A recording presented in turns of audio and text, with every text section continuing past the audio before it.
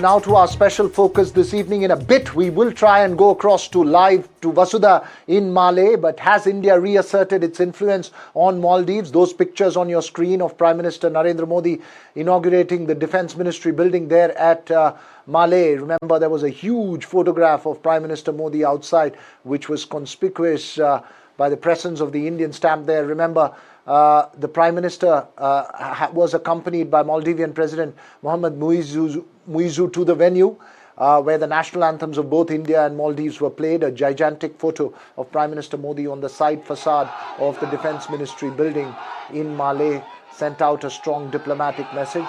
Prime Minister Modi is visiting the island nation at the invitation of Maldivian President Muizzu and will attend that 60th Independence Day celebrations of the country as a guest of honor. Let's listen in to the two leaders speak earlier in the day.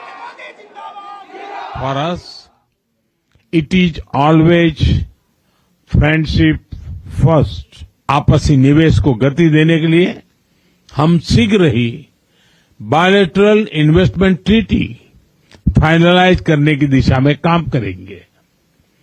Free trade agreement पर भी बातचीत शुरू हो गई है। अब हमारा लक्ष्य है from paper work to prosperity. I'm also pleased to announce the initiation of negotiations for a free trade agreement between India and the Maldives.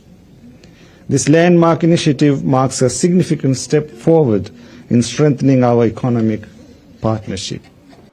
Well, strong messages coming out of Maldives. Remember, extremely important visit diplomatically as far as India's influence in the island is concerned. Much has changed there in that island on the Indian Ocean.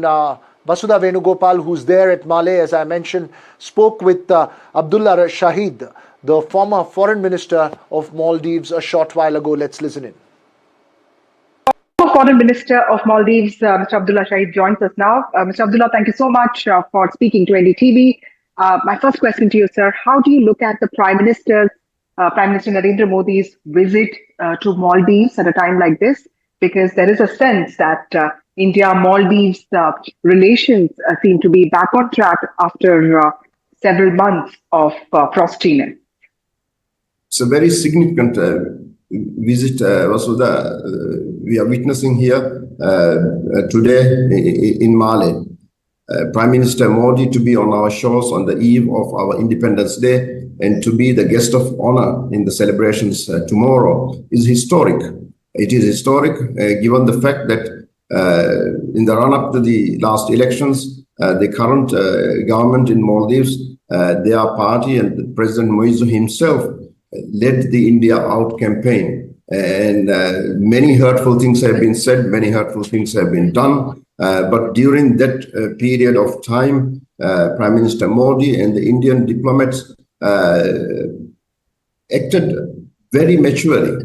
They were very tolerant of what was going on. And I always recall very fondly of what EM Dr. Jaishankar, my good friend, used to say, that there are two things that you can't change. One is your history. The history between our two countries is so well marked with goodwill and partnership that it cannot be changed, however much some people might want.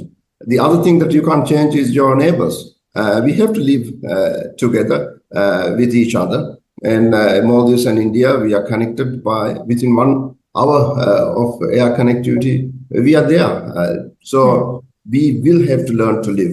And I'm just so happy to see Prime Minister on our shores and witness this resetting of our relationship. All I hope is that President Muizzu means what he is saying and doing today. Because here in the Maldives, with the experience of 21 months in his government, the people of Maldives have lost their confidence in President Muizzu because he is seen here in Maldives as someone who pledges, who commits himself, but never delivers. And that itself, some of his strong supporters are accusing him of the same today because he was so strong and so vicious on the attacks on India. But today they are seeing a complete U-turn by him. So Right. Maldivian people are still watching. Okay, Mr. Abdullah, how do you also look at the kind of steps, the outcomes of Prime Minister Modi's state visit to Maldives? We've just now gotten to know that India has extended its line of credit by over 3,000 crore. There are also other aspects which have been announced, including 3,000 housing units and also several other things. How do you look at India's role in helping Maldives out of the financial crisis that the country was facing? Well, I just listened to President Moises' statement alongside Prime Minister Modi, and I was thinking to myself, I couldn't have written it better because it is exactly the same language, exactly the same things that we have been saying, successive Maldivian governments have been saying, except for the last 2 years. So it is good to see President Moises coming out and saying these things. At the same time, acknowledging that the good work that we had started during our time in office is reaping fruit. The Doshimena building, the defense building, is being inaugurated. The Addu Road project is being inaugurated. Out of the 4,000 housing units that we started, 3,300 are being inaugurated. All the community development projects that we started are being inaugurated. So I see continuity. I see that the last 21 months we should not have wasted. I am also appreciative of the fact that 300 crores of financial assistance is being provided. And again, we have to note that when we completed our 5 years in office, there was the $450 million, around $450 million remaining in the Exim Bank financial credit that was extended to us. So it is the generosity of Prime Minister Modi and his government that they have decided to extend that same facility, the unused part of that same facility, to this government. I hope President Moise and his cabinet appreciates the generosity with which Prime Minister Modi has come to our shores this time. Thank you so much, Mr. Abdullah, for joining us on NDTV. Former Minister in the Abraham Solih government and NDP leader, Mr. Abdullah Shahid, joining us on NDTV on the significance of Prime Minister Modi's visit to Maldives. Thank you so much, sir. Always a pleasure. Thank you. Well, we'll try and go across to Vasudha in just a bit, having some connectivity issues to get her to join us live from Malé. But joining us this evening are some keen Maldives observers, Ambassador D.P. Srivastava, senior journalist R.K. Radhakrishnan, and Aditya Gaudra Shivamurthy of the ORF. My first question to you, Ambassador Srivastava, just tell us the importance diplomatically and symbolically in terms of the optics of this visit of Prime Minister Modi to Maldives. This is a symbolic visit. He is the first head of state received by President Moiso after his inauguration.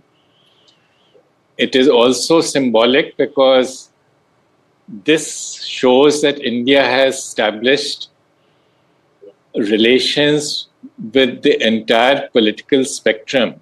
This is not linked to a political party. As you just heard the comments of the former minister, despite the change in a short change in regime, Maldives has come back to its previous stand of having close relations with India.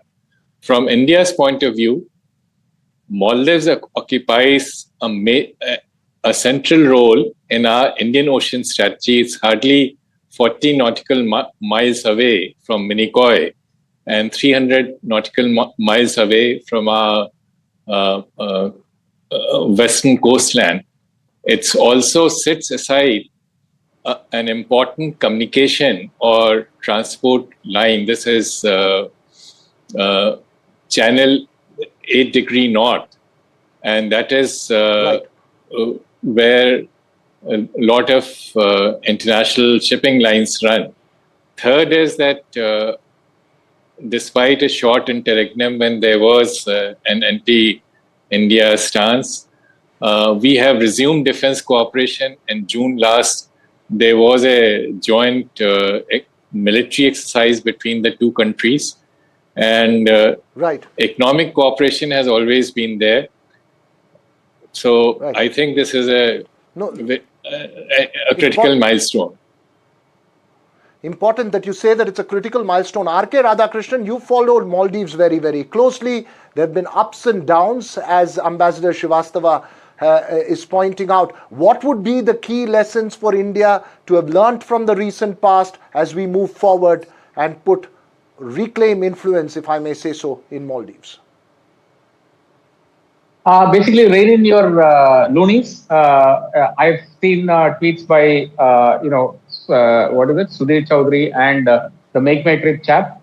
You need to keep them at bay. They are not part of foreign relations. Let us be very clear about it.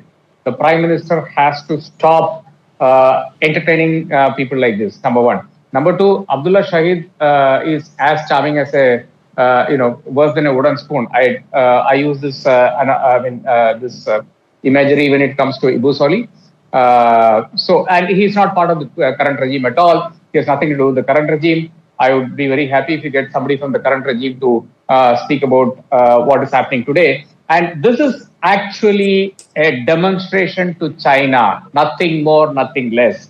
This is what Moizu is trying to tell China. What we have with India is a special relationship. You people, please step up and get your act together. Because you remember, Veera, the first trip that Moizu undertook, unlike any former presidents in Maldives, the moment they get elected, democratic or autocratic, used to be to India. Moizu preferred to go to Turkey, and then he went to China, and then much later he came to India. The problem happens to be that Moizu won on an anti-India platform. He tried to keep up the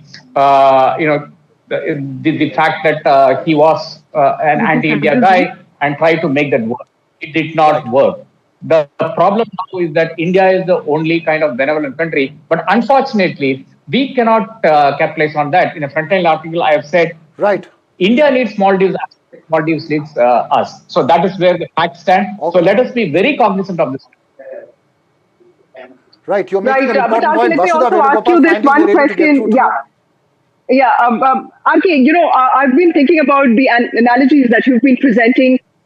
Today, when everybody in India is talking about this as a big turnaround, I want you to tell me, what do people of Maldives, and you've been in Mali for very long to understand the sentiment, you have many friends here, how do common people of this country perceive India-Maldives relationship, especially the youngsters? Has there been some change in that? Because diplomacy often is limited to certain strategic decisions. How does it really play out in common people's lives, specifically when it comes to India-Maldives?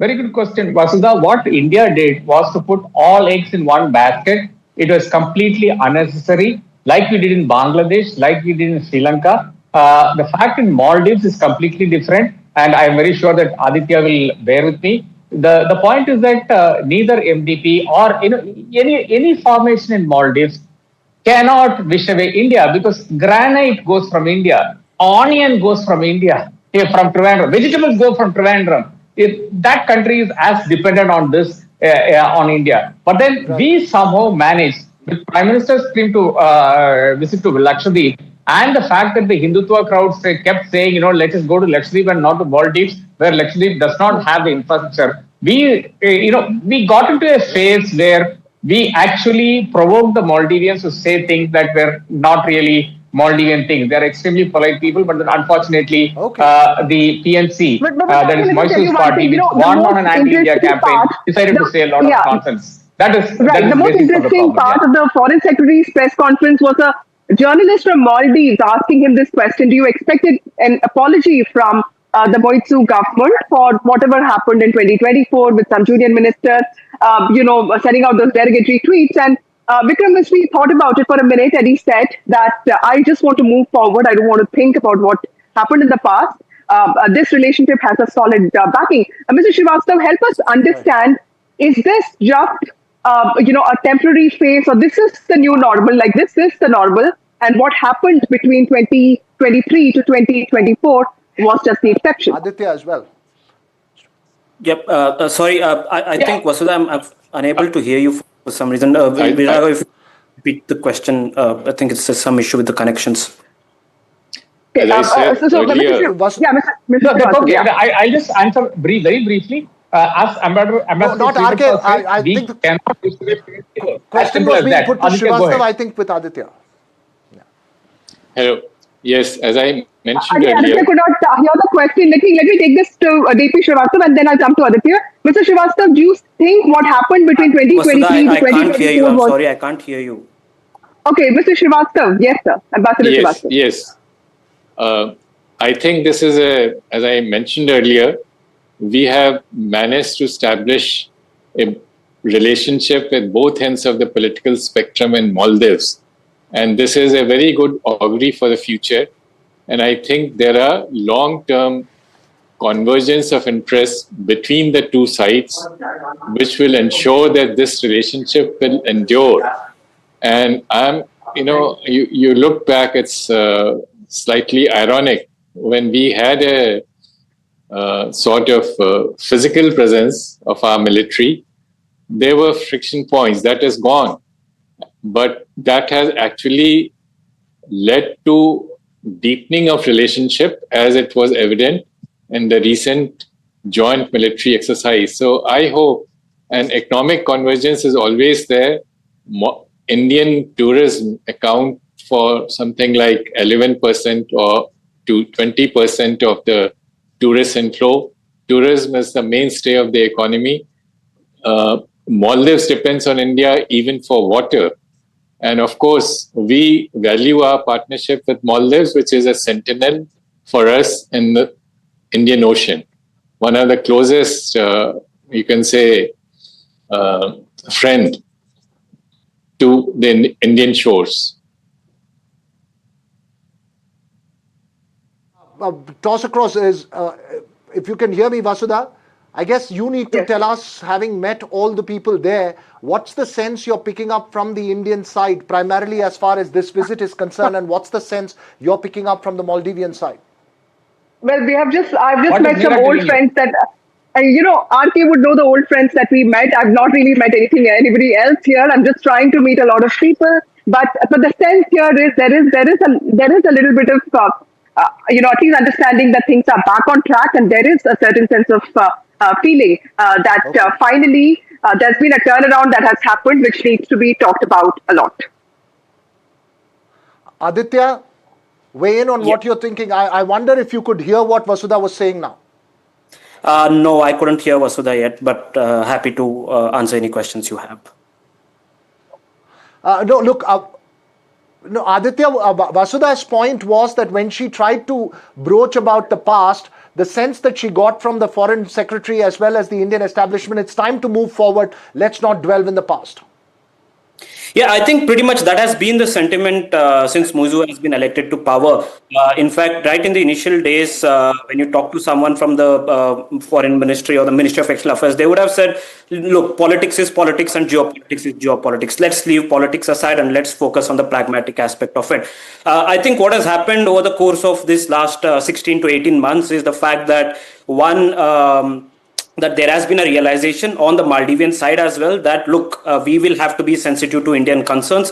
I think this was more or less sorted out when, when these whole anti-India comments came out from the Twitter, and then Muizu called out India as a bully, and then the foreign minister and external affairs minister had a meeting in Uganda on the sidelines of NAM. So I think ever since then, and also India's withdrawal of troops in the Maldives, I think ever since then there has been a pragmatic touch from both the sides, and I think both India and the Maldives want to move on from what has happened in the past. Maldives for its own reasons, because the economy seems to be in a difficult situation, and they would, as Dr. Radhakrishnan said, they would really want China to up their game. But at the same time, on the Indian side, it's about the fact that Chinese will be there, so we need to improve our game. That is being done by enhancing our leverages and letting go of the past.